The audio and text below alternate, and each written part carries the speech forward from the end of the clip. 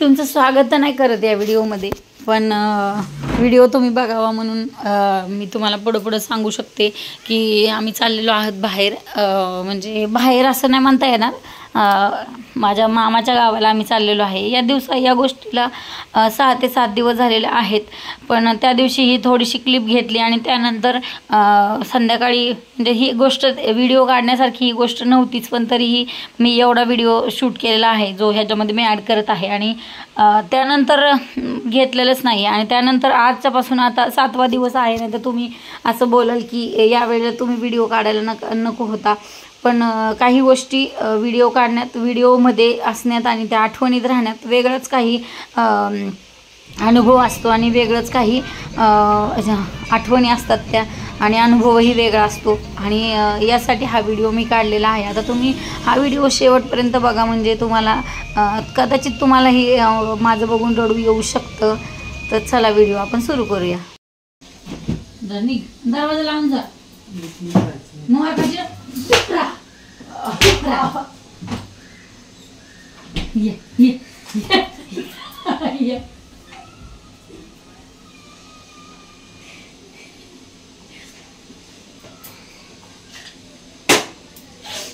तर रामकृष्ण हरी मंडळी, आज तुमचं स्वागत करते असं म्हणण्यापेक्षा आजचा जो व्लॉग आहे ना, आता हा व्लॉग मी लगेच शूट करत नाही. ह्याला 6 दिवस, आज 7 दिवस झालेले आहेत या गोष्टीला. तर तुम्ही असं कमेंट करू नका. तर आज बोलायचा विषय म्हणलं ना तर माझ्या आजोबांबद्दल विषय आहे. आजोबांबद्दल, मुलांना आपल्या लेकरांची काळजी वडिलांना पहिल्यापासूनच असते. आणि काय माहीत की आपल्या मुलांचं भविष्य सगळं आईवडिलांना. आणि खरंच म्हणतात ना की मुलांचं भविष्य जर देवानी जर मुलांचं भविष्य आईवडिलांच्या हातात दिलं असतं ना, लिहायला नशीब, तर कुठल्याच लेकराच्या नशिबात दुःख आलं नसतं. बरोबर एक मी सांगा. तर माझ्या आजोबांना 5 लेकरं होती. 5 लेकरांपैकी माझी आई एक मिनिट.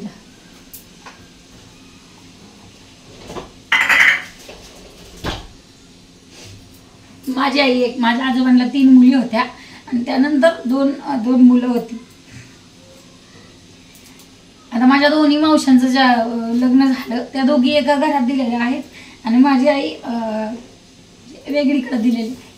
मला इतका इतिहास माहीत नाही, पण माझे वडील आहेत ना,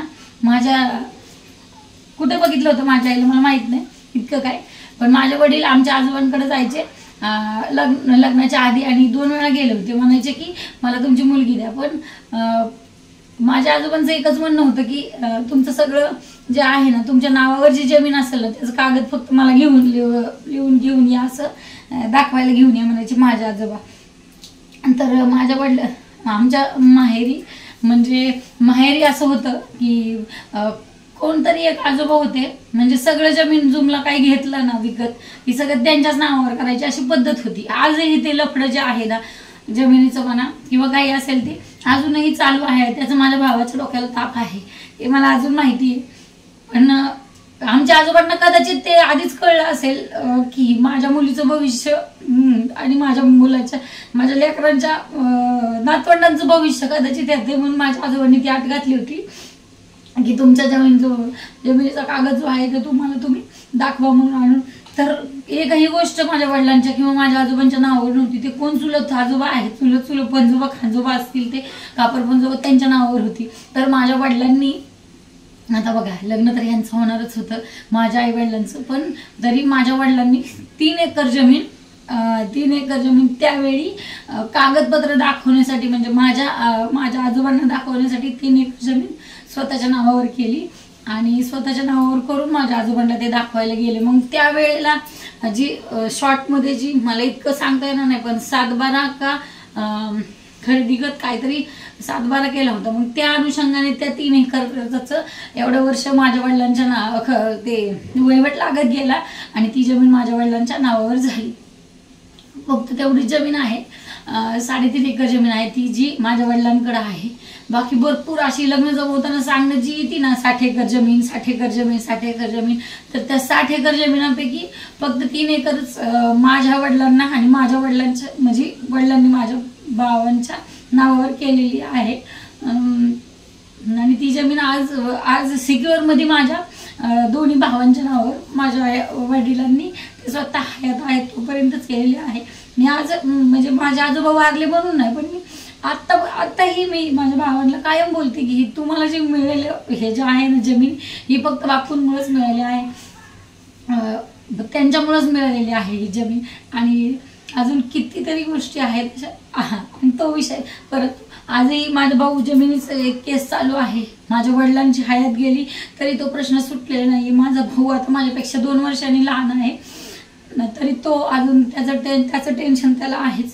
म्हणजे अशी जमिनीचे खूप सारे लफडे होते, पण माझ्या आजोबांच्या एका अटीमुळं आज माझे भाऊ कमीत कमी 3.5 एकराचे तरी ते मालक आहेत आणि ते त्यांचं उदरनिर्वाह म्हणजे एक भाऊ शेती करतो ते चालवतात. पण ही माझ्या आजोबांचीच पुण्य आहे की वडिलांच्या त्या अटीमुळं, आजोबांच्या त्या अटीमुळं माझ्या वडिलांनी ती जमीन नावावर केली आणि न सुटणारा प्रश्न त्यावेळी माझ्या आजोबांमुळे सुटला आणि ती जमीन माझ्या वडिलांकडून माझ्या भावाच्या नावावर झालेली आहे. आता अजून भावकीतले बरेचसे लोक, आता यात कुणाचं नाव घ्यायला येत नाही, पण माझ्या वडिलांनी जे केलं त्याच्यावर कदाचित रागवलेले असतील किंवा काय असतील. पण मग जर ते त्यांनी केलं नसतं तर माझ्या भावाकडे काय राहिलं असतं सांगा. माझ्या आईने एवढं कष्ट केलं, आम्हाला एवढं सगळ्यांना मोठं केलं, मग ह्याचं माझ्या आईकडे काय आमच्या आईच्या हाताला लागलं असतं सांगा. बरोबर आहे की नाही सांगा. एवढं म्हणजे ती शेती असून पण खूप वर्ष दुष्काळ होता ना, त्या दुष्काळात माझ्या आईने खूप कष्ट केले आणि खूप कष्टाने आम्हाला इतकं वाढवलं. इतक्या चांगल्या घरातली माझी आई मुलगी होती, पण माणसाला जिथं जायचं असतं ना तिथं ते जातातच. खूप हालापेष्ट आम्हाला मोठं केलं आणि अजून बऱ्याच साऱ्या गोष्टी आहेत. माझ्या आजोबांनी खूप मोठी फॅमिली सांभाळली, म्हणजे 70-80 लोकांचं कुटुंब सांभाळलं. आम्ही गावाला जायचं त्यावेळेस दरबार होता आमच्या आजोबांचा खूप, पण कधी आम्हाला मारलं नाही. खूप आम्ही सुट्टीला जायचो सगळ्या मावस बहिणी आणि खूप आम्ही मज्जा करायचो. मामाचं गाव, आजी आजोबा मामा सगळं वेगळंच सगळं वातावरण होतं. आणि सख्खे मामा चुलत मामा असलं काही नव्हतं.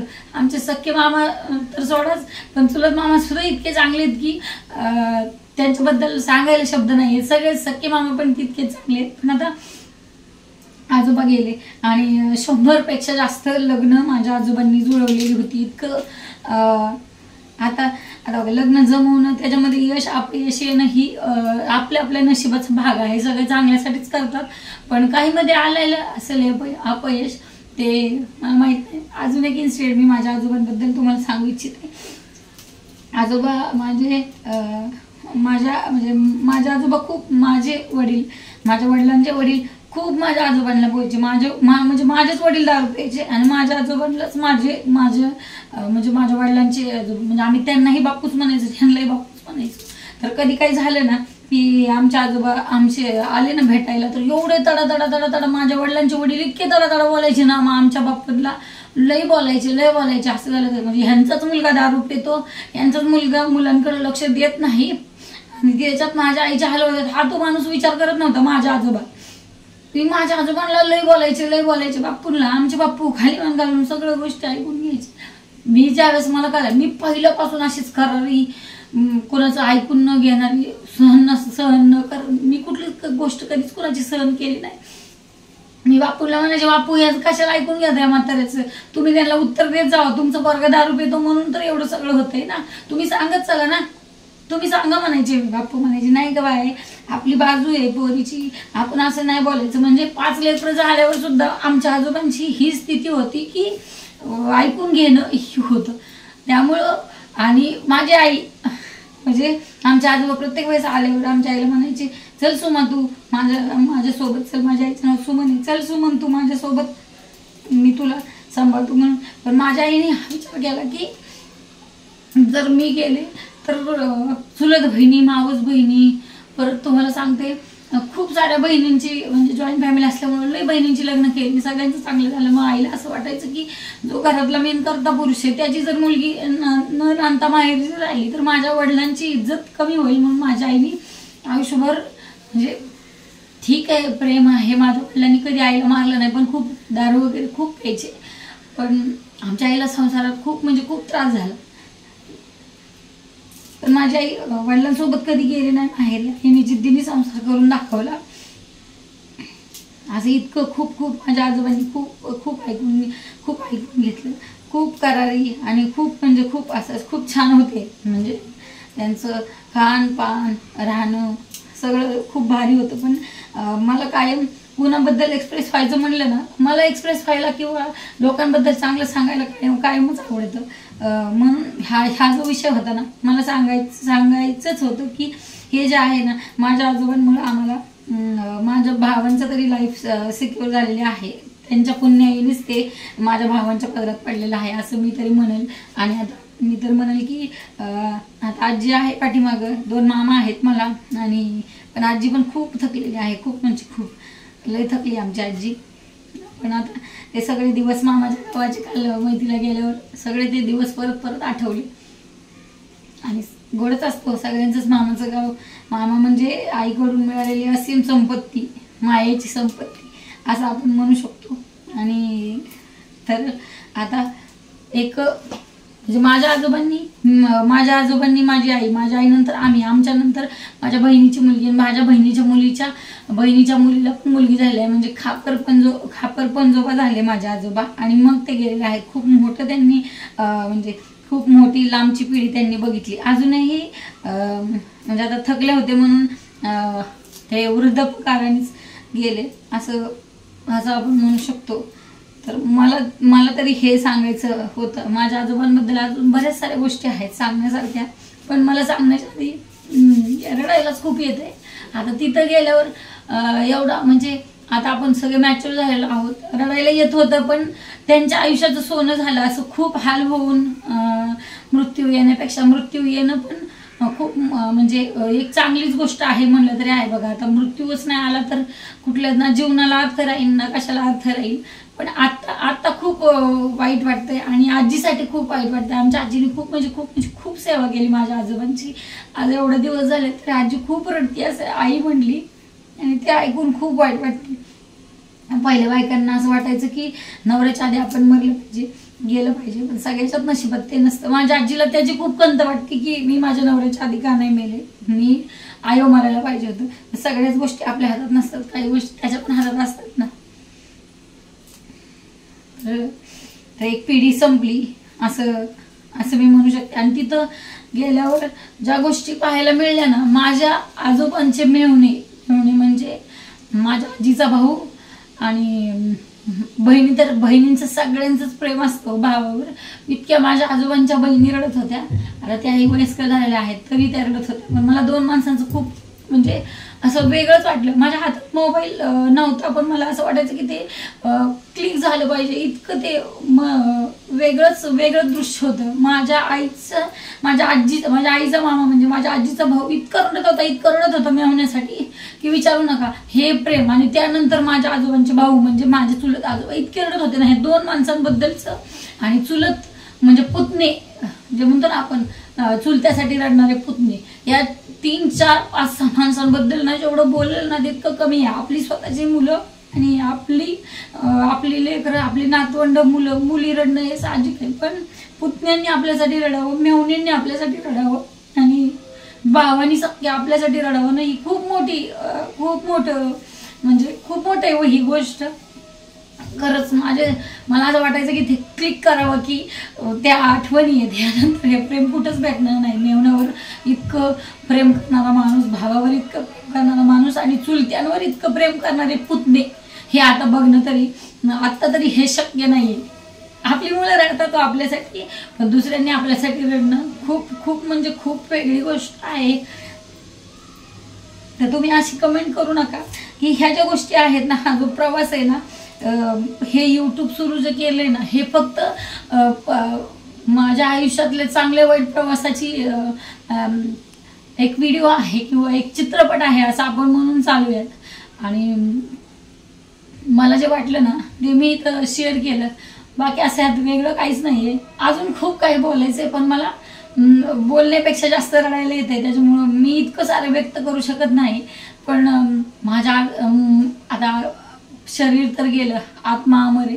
माझ्या आजोबांच्या आत्म्याला शांती लागावी आणि ते लाभेलच, कारण खूप मोठा संसार उभा करून गेलेला आहे. त्यापेक्षा जास्त आजोबांच्या दुःखातून माझ्या आजीला वरती येण्याची त्या परमेश्वराने ताकद द्यावी आणि दुःखावर त्या विसर घालायची बुद्धी माझ्या परमेश्वराने त्या दुःखावर फुंकर घालावी आणि माझ्या आजीला त्या दुःखाचा विसर पडावा. आता इतकं शक्य नाहीये, एवढ्या वर्षाचा 50-55 वर्षाचा त्यांचा संसार असेल, इव्हन त्यापेक्षा जास्तही असेल. 60 वर्षाचा संसार धरूया. 60 वर्षाची सोबत म्हणजे सोपा गोष्ट नसते, इतकं सोपं विसरणं नाहीये. पण ते सगळं दुःख पचवायची आणि ते विसरायची ताकद माझ्या आजीला परमेश्वराने द्यावी, ही तुम्ही सगळ्यांनीही प्रार्थना करा आणि मी परमेश्वराला प्रार्थना करते. राम राम, जय संताजी.